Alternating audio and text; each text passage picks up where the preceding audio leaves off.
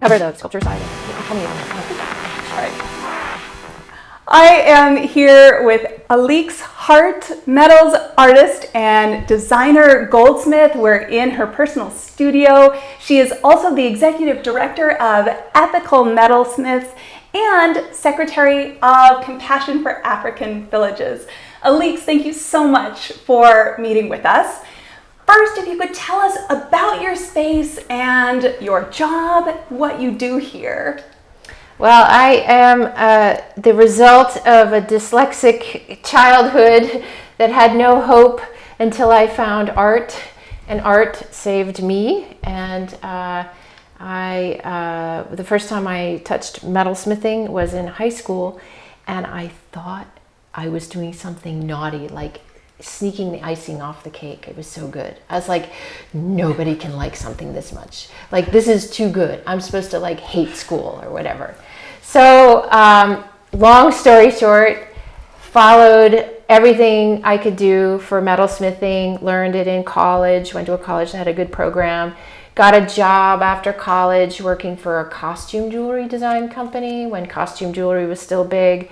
I designed for Givenchy and Karl Lagerfeld for a few years and met someone there who went to grad school where they had a really amazing art metal program. And I was like, that's where I went crazy. That's where I found my soul and my heart and my expression in the material. So that's my origin story. And ever since then, after grad school, got a job for someone who taught me the fine goldsmithing, and then started my own business because I didn't fit in any career path that was available. So I made my own.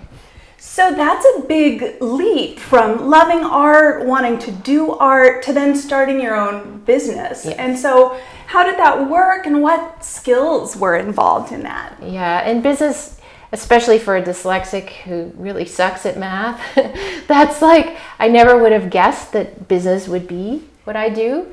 But when you love your thing and you do your thing, you find out how to do your thing. And I had some examples to follow, and it looked pretty basic. If you like what you're doing, you figure out how to make enough pieces that somebody's gonna buy, and you find a market, suddenly you have a business. And no, it's not that simple, but yes, you can do it. So I never would have guessed, but here I am. I run my own shop. I never expanded. I've trained people, I've hired some extra help, but I've never expanded to become like a factory or a bigger company because I really like the handmade and the individual. So I decided to keep my business small so I could do really what I wanted to do. Absolutely. And when you talk about doing what you do, your face lights up. It's clear that you love it. And I'm wondering what you love most about what you get to do for a job. Oh my gosh, most. Well, I get to work for myself. I mean, my boss, you know, she's kind of tough, but she's fair. And I get to do whatever I want, you know, in my job because I like what I do. And this is a weird, the reverse good can happen. If you love what you do it all the time, which means you don't work like you're working all the time. And for a great number of years, because I loved it and I was working alone, I had so much work to do that I was working constantly. And so it's a double-edged sword. You love what you do. You love the project. I even love packing up the finished goods and shipping them out to the customer.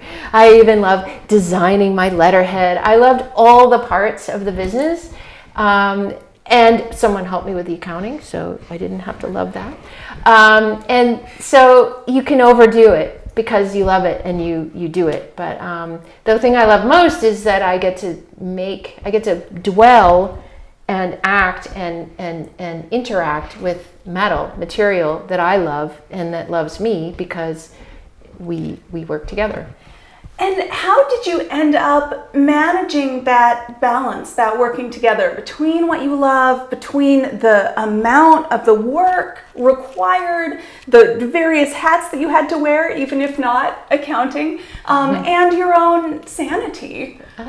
I can't claim sanity. So that was very generous of you to call me sane. I'm not sane, but I'm happy. So the balance has come just over experience, years of experience. But I don't regret working like a maniac and loving what I do. If I love something else and I want to do that too, I fit that in. So again, it's like lead with your heart, because you love to do it. You'll do a lot, but just make sure you're still healthy. Don't let it get in the way of any other part of your life you really kind of need or enjoy, like health and humans. Yes. It sounds like what you're explaining is a really deep sense of fulfillment in what you do on multiple levels. Right. And what advice would you give to college students who are interested in having a similar experience with their own work and career? Right. Definitely know yourself and know what both satisfies you and where you're drawn and where you have skill. Whether you've developed that skill or have some native skill, whatever it is, find what that is and know yourself. But absolutely get someone else after college or after you've gotten, enough education, get a job close to what you're doing that you want to do, and have someone else pay you to learn. That is, even if it's apprenticeship, get professional career experience as an employee without launching on your own. Without a BFA or some business kind of degree, you're gonna get the experience from an employer. And then you can decide, well, I'm not gonna run it like that, I'm gonna run it like this. And that's when you launch your own, if you think that that's what you wanna do. But a lot of people find really awesome artists to work with and have really good relationships with other artists and makers and are fulfilled by that career. And they maybe do their own thing on the side. So it doesn't have to be your own thing all the time either. So I'm hearing networking, reaching out, connecting with other people, finding what you like, what fulfills you, and possibly going back to that apprenticeship model that is an established part of art history, of course.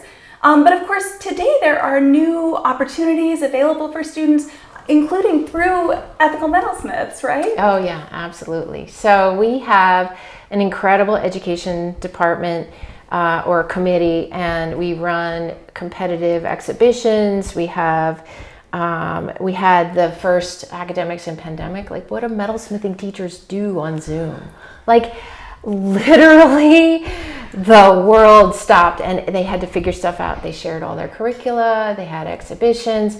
There's a ton of stuff with EM that is available and supportive, and you join as a member and it allows you to compete or just get to know people and ask questions and do the networking. But really the networking is like really finding both what you want and then the support.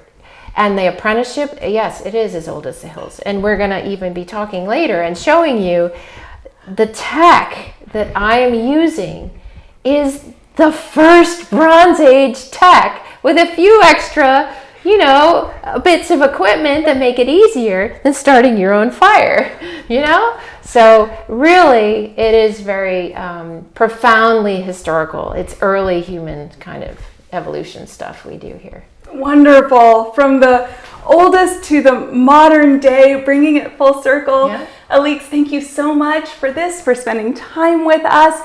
And now we'll get into those demos. Yes, absolutely. Yay.